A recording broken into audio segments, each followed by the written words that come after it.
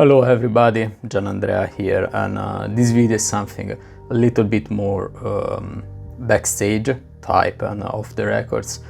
I would like to share with you, since we are about to launch Fvtura globally and live online, some of the reasons that personally made me being part of this global movement, and even before that, the reasons that made me live my life differently from the conventional. The conventional is you go to school, you end up getting out of school if you're lucky at 25, if you go to university or earlier on at 18, you get a job, you make a family, you buy a house, you buy a car, and well, we all know the story and the type of they call the rat race.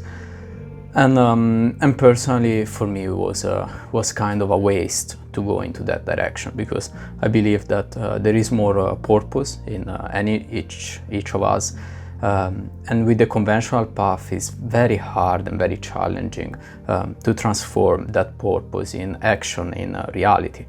We all grow up hearing the sentence that we can be whatever we want to be, but the reality of things is that sentence doesn't really apply to most of us, for maybe 90% of the world population.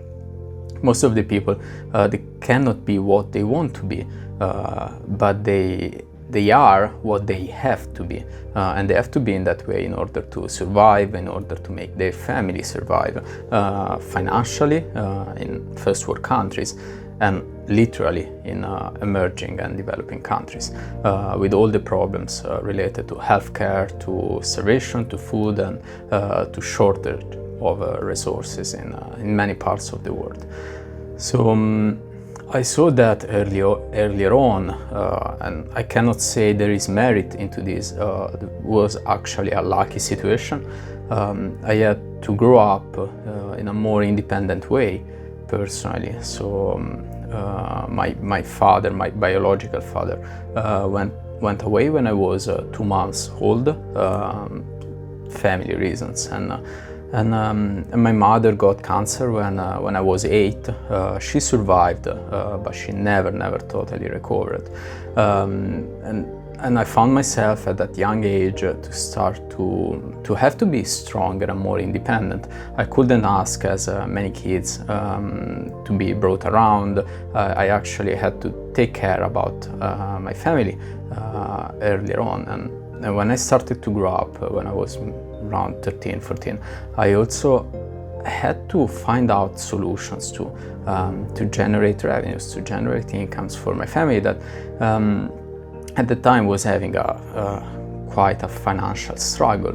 Originally I come from a family of farmers, so it's not that we had lots of resources, and family of farmers from South Italy, which was certainly not the richest part of Italy, and definitely not Europe. But yeah, I mean, I had the occasion, thanks to my family members, like my grandmother, to come across many books, many different type of knowledge, and a lot of free thinking. So being able to create a critical filter to judge informations, to judge so-called reality, and I think that was one of the leading factors that brought me to have a different path. To just saying, I don't want to live the life, I don't want to live a life that I know already how it's going to end up. I rather want to live my purpose. But anyway, I don't want to bore you too much with personal story. I'd rather share the reason why we are doing what we are doing, and personally why I'm involved into this, because I think that is the most important thing. When I meet someone, what I want to understand is not what they're doing, because what they're doing is different from their intentions. Many people may act bad, but they have good intentions, and other way around, many people might look like they're doing good while actually their intentions are not that legit, not that ethical. So I think the why is the key to understand why people are doing what they're doing. And in my case is because I saw earlier on that the world was not fair. We all believe that it's all up to us. Somehow we grew up with this, as I was mentioning earlier, with this dream that we can be whatever we want to be, but it's not the reality of things. And unfortunately, that's just, it's not real. If you have faced reality, if you have reached an age of maybe 30, 35, you end up realizing that it's a sweet lie somehow. It's a lie that allows people to carry on in their life, hoping for something better to come in the future, so that they can handle how miserable might be their life currently, with the like hanging hope of a better future, and that's unfortunately is not the truth. It is not for the majority of people. It doesn't mean that it applies always, but it applies most of the time, and that's bad enough. Whatever I'm saying, if you don't know me personally, it might sound like I'm generalizing things, but the thing is that if you want to change the world as we want, you need to think in a general way. You need to think about the majority. If there is an exception, that's great. We can take that exception as an example, but we cannot consider it when we are talking about change, because there is always an exception on everything. But what we have to consider is that the majority of people today are living a life that is comparable to modern slavery in most of the countries out there in the world, in first world countries and in third world countries, if there is even a level in that sense. And the concept that you can be what you want to be is unfortunately is a lie, and is a lie because most of the people can't, and they can't because it's not even up to them to being able to be what they want to be. Simply, if you're born in a poor family, your level of access to education, to knowledge, to tools, to resources and funding is extremely low compared to someone that is born in a very rich family. And that's already very, very unfair. And this is one of the why I want to change things, is because the world is unfair, is tremendously unfair. I've been living in different countries. So far I've visited about 45 plus countries, very rich economies and very poor economies. I've been poor, I've been tremendously poor, and I've been very wealthy. I've been a successful financial person for over 10 years. I achieved financial success, I would say, being able to afford comforts, luxuries, and most over tools and resources. And I can see the difference. I'm currently now in Singapore, and it is a place where you can actually see really the contrast between poor people and rich people that have access to everything, and poor people that have access to almost nothing, including healthcare, because if you're poor, basically, it's not even covered. And that's the reality of things. The reality of things is that most of the people are carrying on a kind of certainly not up to their purpose life, I would say, and many people, because they can't do that even if they want to. Something I notice is that there is a lot of self-blame and self-pity in people that are carrying on a miserable life, while they don't realize that it's actually the system having led them to have that type of life. If you talk with someone that is not yet financially independent, or he cannot afford the life that he wants to have, there is a lot of self-blame.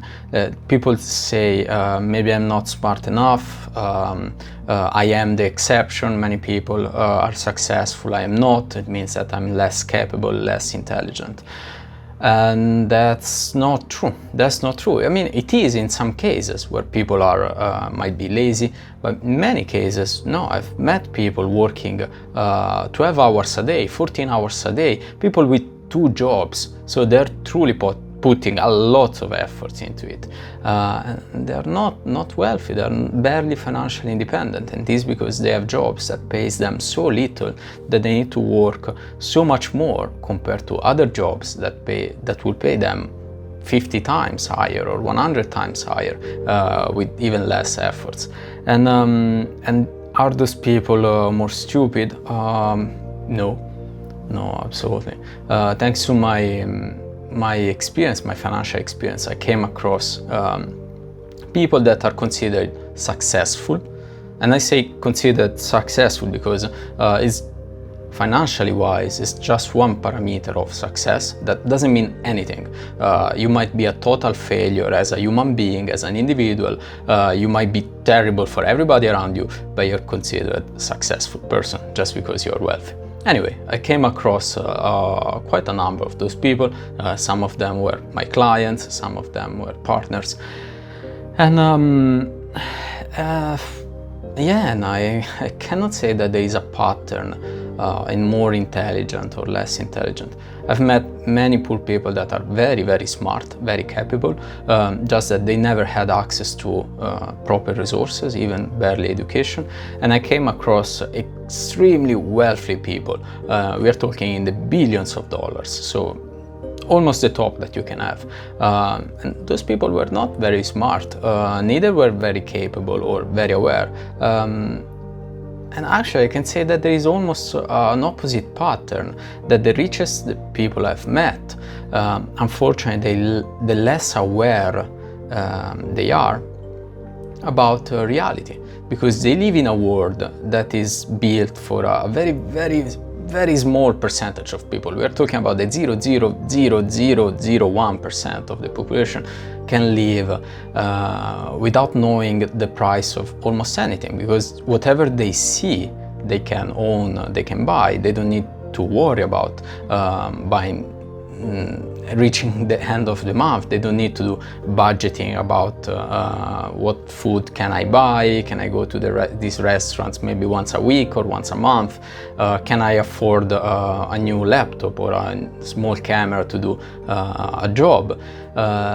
No, these people, they can take their private jet just to go and buy a bottle of wine in New York and being back for a dinner in their home after spending, I don't know, 200, 500K just for having their preferred wine somehow. So something that I want to debug, I don't know if it's the right word, is that successful people financially, they're not necessarily the smartest people out there, or they're no different from the other people, from anybody. They're just people. So we have people that are smart and people that are less smart, capable, and everyone of course has his own strong points. So we cannot even measure everything about smartness or capabilities. Anyway, it's a myth that people successful financially are smarter. It is true sometimes, and is it not true most of the times? And why I say most of the times is because the majority of wealthy people that I've met, they didn't build their wealth by themselves. Was actually their family wealth. Generations by generations, accumulating, and the way the system is built today is built in a way that the more you have, the more you are going to have. So the more money you have, and the more money you will have in the future. The other way around is, if you're poor, most likely you will remain poor, because the system is built in a way that basically you will live off rentals, renting things, a very less little accumulative type of life. You cannot store or build assets just because you don't even have the savings for doing that. And on the other way around, if you have 5 houses, it's most likely that you will be able to buy a 6th and a 7th and an 8th apartment and so on.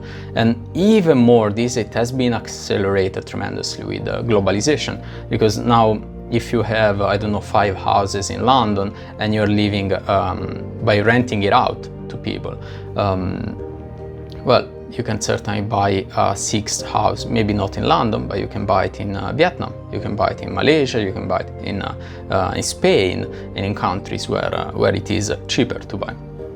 And when those countries will reach a higher level, well, your assets will be worth more, and so you will still accumulating more and more, piling up wealth.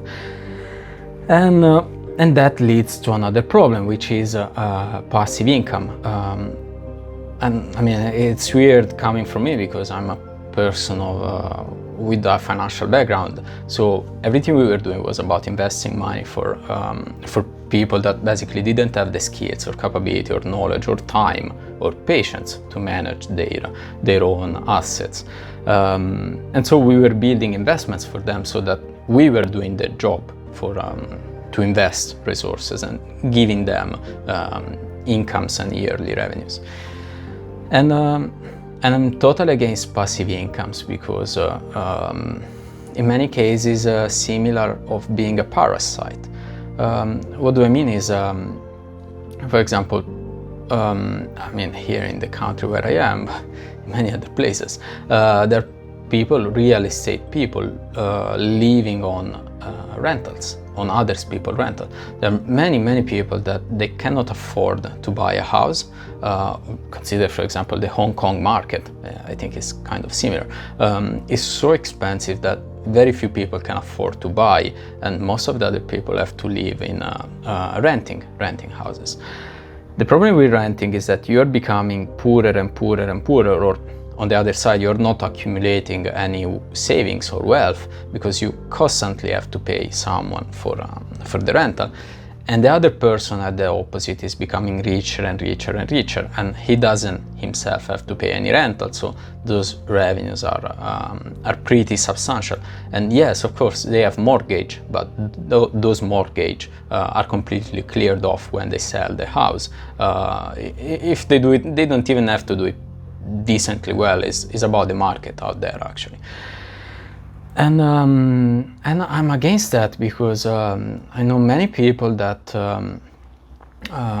they work 9 to 5 or even more, and what is it, maybe 25 or 30% of their monthly salary goes into rental. Basically, those people are working 10 days per month for the landlord, and the landlord is not doing anything for them aside providing accommodation, which is something that they need. It's not that we want, it's not a luxury having a place to stay, it's a need. And I want to connect this to what I was saying about the fact that society is not fair today, because most of the basic needs are exploited.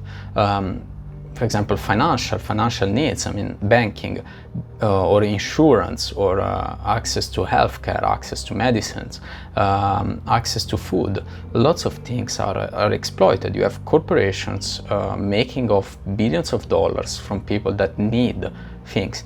I would be, I think, okay with speculating on luxuries, on comforts. I mean, do you want to have a sofa made of skin of, I don't know, aliens, and you pay $10 million for that? Okay, good. I mean, it's your choice. Do whatever you want. But people that are exploited on what they basically need, no, this is not nice. Yeah, I know there are landlords that are not exploiting people. I know there are landlords that are not parasites. I've never met them in my life, and I've been renting houses in different parts of the world for the past 12 years. So I've given hundreds of thousands of dollars to landlords and receiving back zero assets. So therefore, I felt it on the first first skin directly, and on the other side, I don't remember making passive income out of anybody, as most of the people in our generations. We earn what we are basically working for, and that's it. Long story short, there is quite a bit of unfairness in almost any industry segment and part of everyday life that you see. And I think many people don't realize this. Again, there is a lot of self-blame. People blame themselves for their miserable life without really understanding that it's not their fault, but it's the fault on how the system it has been built. And the system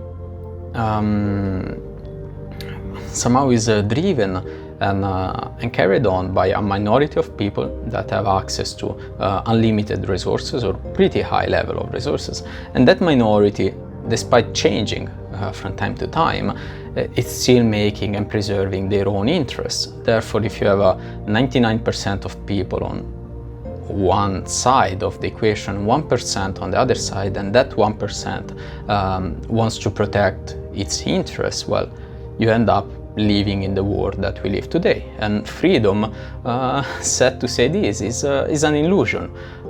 There are exceptions, but those exceptions, they need to do an exceptional amount of work and effort to go from the 99 to the 1%. And if you see the stories of many people being able to move from that side to the other side, a lot of it is because they had families behind that were already quite wealthy or with access to resources or network that other people couldn't even dream to have. So unfairness is one of the main whys that drives me to do what I'm doing. And it's a feeling that we share, I think, among all the other members of Fvtura. We see unfairness, we have felt it on our skin, we have been tremendously through occasions where the world was not fair with us directly and with people that we love and with people that we know. And it's not an exception, guys, it's endemic and from everywhere in the world, from east to west to north to south of the world. It is like this.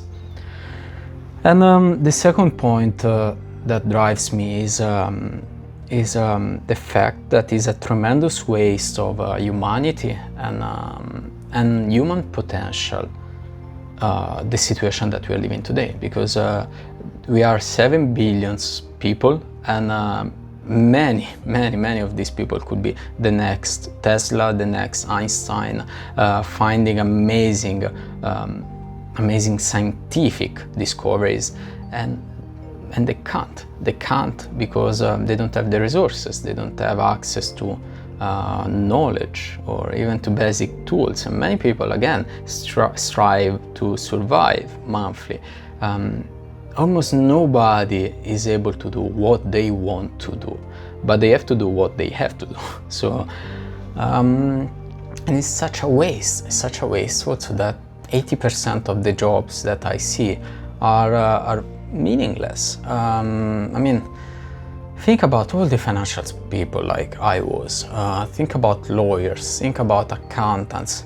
They're all necessary pieces. I mean, nothing against these people. Again, I mean, they're all respectable jobs. What I'm saying is that those jobs are not adding value to humanity. They might add value to society, but not to humanity. And they're all patches for a system that is dysfunctional. It doesn't work. If you need lawyers to push what is truth against what is not truth, and all of these mixed in financial interests and connections, it doesn't mean that they're necessary. It means that the system is failed because the system itself cannot recognize what is right from what is wrong, or what is fair from what is unfair, and therefore the system should be updated rather than keep putting millions of people to patch bugs in the system.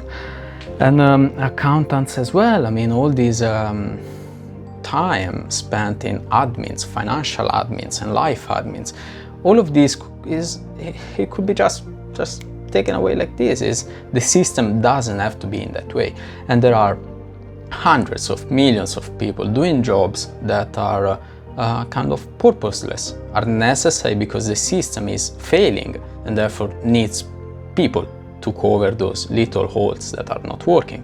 But no, many of those jobs were the majority.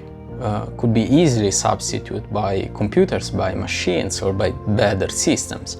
And that could free up people's time to be good at what they are really good, what they are the best at. And it's a tremendous waste. With today resources, capabilities, knowledge, we could be light years ahead in terms of technology, discoveries, and the level of our civilization, but we are not, because we are stuck in a system that we have built by ourselves.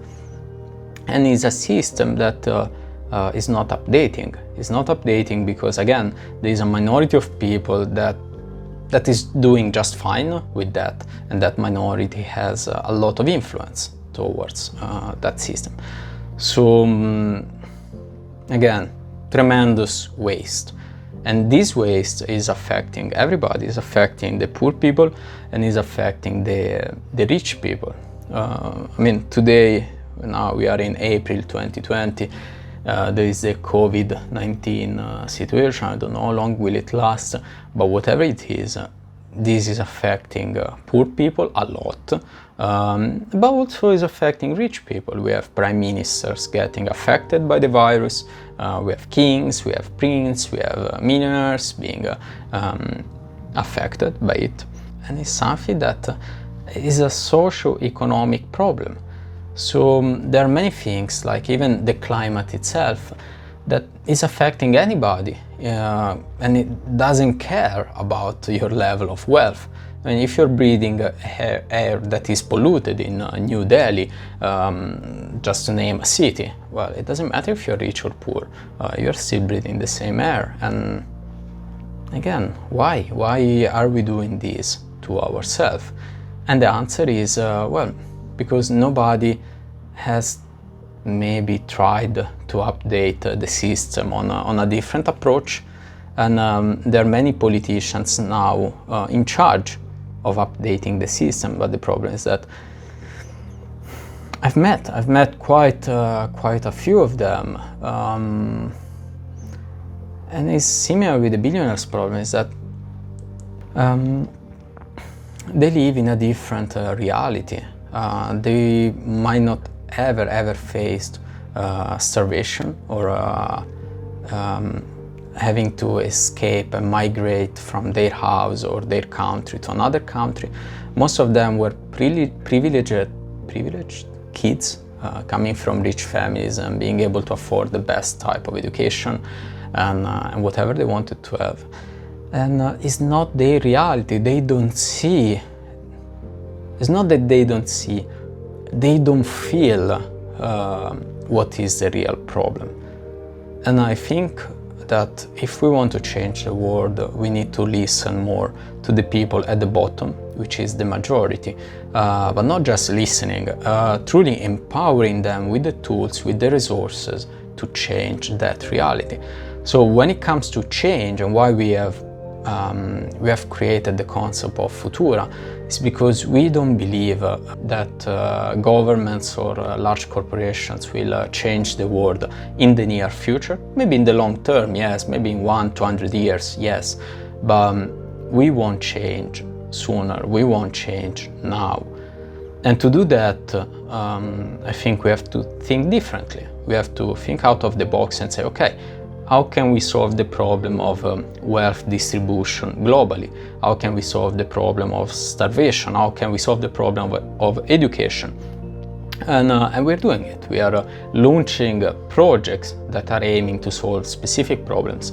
And we're doing it in a way that all the shares, all the assets and the wealth and control of these projects are distributed among its members.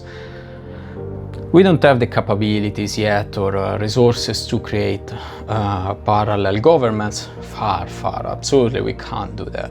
But what we can do is create corporations, create organizations that are as powerful as other older established organizations out there, with the difference that the control and ownership, it's all distributed among the majority of people, so that those corporations will gather wealth and will make the interest not just of a few shareholders, but actually about the millions of people or billions of people that those corporations are serving.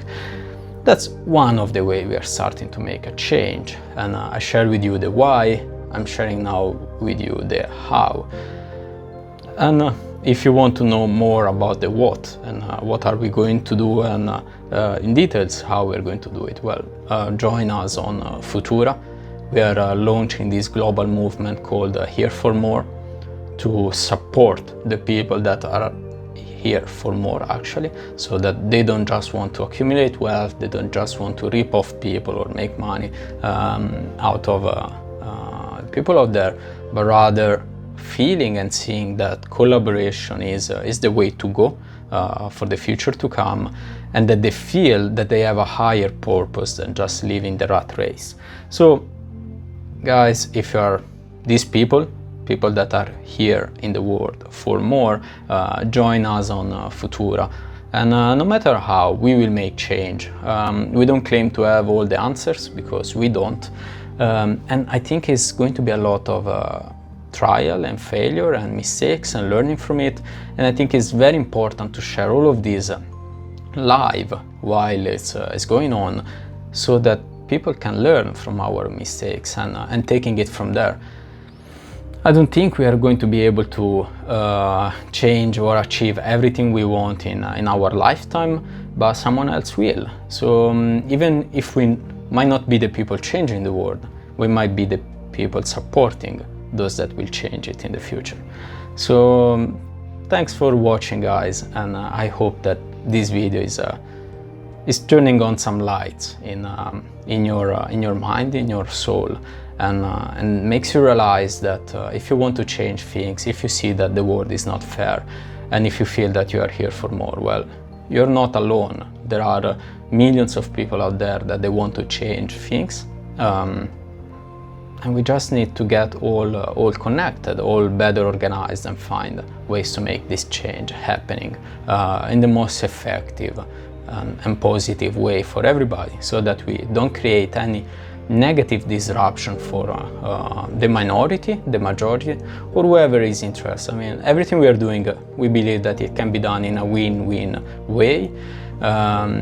You don't need to make another class miserable in order to have the majority in a better situation. I think that everyone can win if we just spend the time to organize things properly. This is not a competition, this is a collaboration.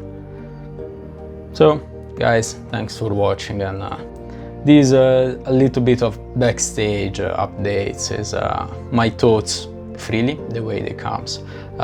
So if you have liked this type of contents, and if you have comments, feedbacks, well, let us know.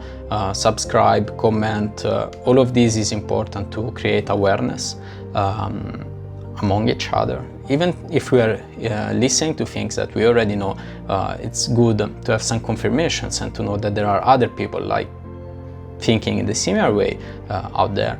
So yeah, again, thanks for watching, guys, and please comment, share, and see you in the next video.